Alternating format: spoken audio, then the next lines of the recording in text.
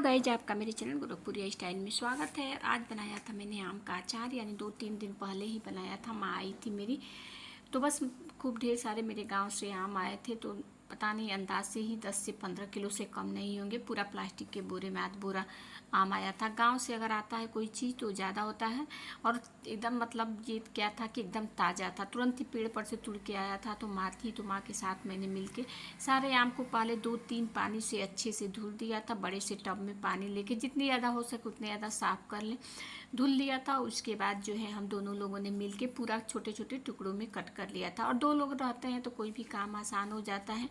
और आम का अचार मेरी माँ काफ़ी ज़्यादा टेस्टी बनाती है। आम का ही नहीं, करेली का, कटहल का, किसी भी चीज़ का अचार बहुत ज़्यादा टेस्टी बनाती है, और साथ में उसका मन भी बहुत लगता है।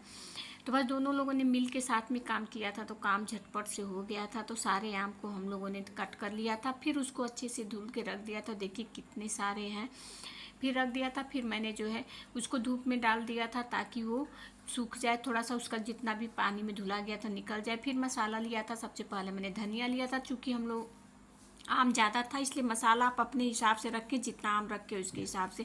मसाले हमारे ज़्यादा थे क्योंकि हमारे जो है आम भी ज़्यादा थे।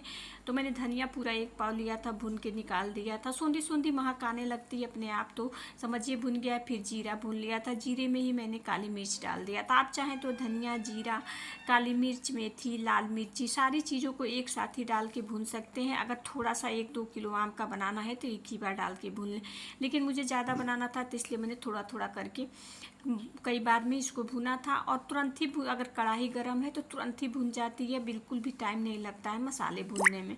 तो बस मसाले भून चुके थे, और फिर साथ में जीरा और काली मिर्च भून जाने के बाद मैंने मेथी डाल दिया था। मेथी को भी अच्छे से 1 से 2 मिनट लगता है, क्योंकि कढ़ाई एकदम गर्म थी, तुरंत ही सूंधी सूंधी महक आने लगी थी। तो बस मेथी भी को भी मैंने भून के रख दिया था। और अगर आप मेरे चैनल पर न्यू हैं तो सब्सक्राइब कर लें, बेल आइकन को प्रेस कर दें ताकि मेरा कोई भी वीडियो आप तक सबसे पहले पहुंच सके। कमेंट करके ज़रूर बताएं कि वीडियो कैसा लगा, और लाइक करना तो एकदम ना भूलें। तो बस उसके बाद मेथी भुन चुकी थी तो मैंने सौंफ लिया था। और कभी भी मतलब अचार पड़ता है तो उसमें जो है सौंफ, अजवाइन और धनिया, ये 3 चीज़ ज़्यादा पड़ती है, जिसमें जो है अजवाइन और मंगरेल को भुना नहीं जाता है और ना ही पीसा जाता है।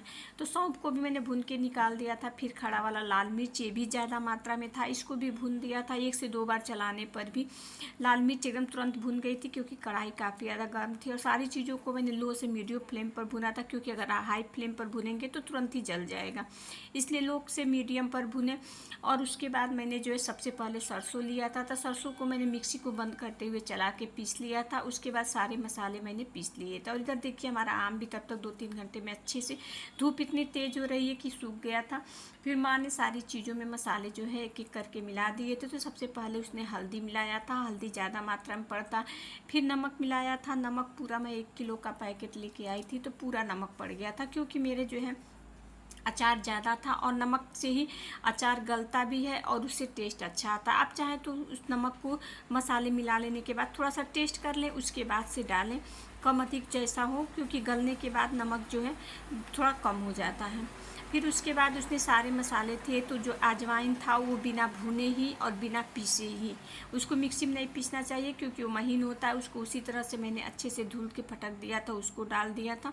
और मंगरेल जो था काला वाला, वो भी अच्छे से माँ ने सारी चीज़ों को अच्छे से, जो चीज़ नहीं भूनना पीसना था, साफ़ करके उसको डाल दिया था।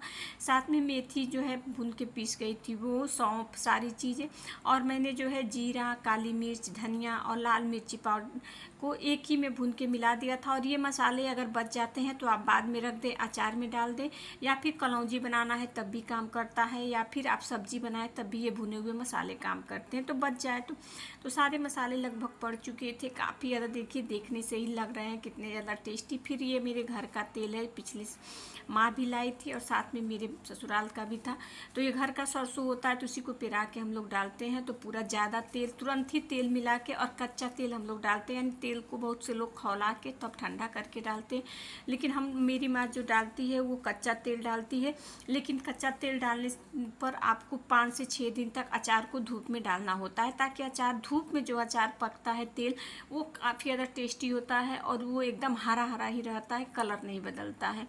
तो अपने हिसाब से अगर आपको धूप नहीं दिखाना है, 1 दिन या 2 दिन दिखाना है, धूप कम आती है आपके यहाँ, तब तेल को खौला के ठंडा करके डालें। और ये देखिए मैंने तुरंत ही शीशी के जार में डाल दिया था और 2 दिन बाद का ये है अचार। देखिए कितने ज़्यादा देखने से टेस्टी लग रहा है और एकदम गल गया था, कितने ज़्यादा थे और कितने कम हुए थे।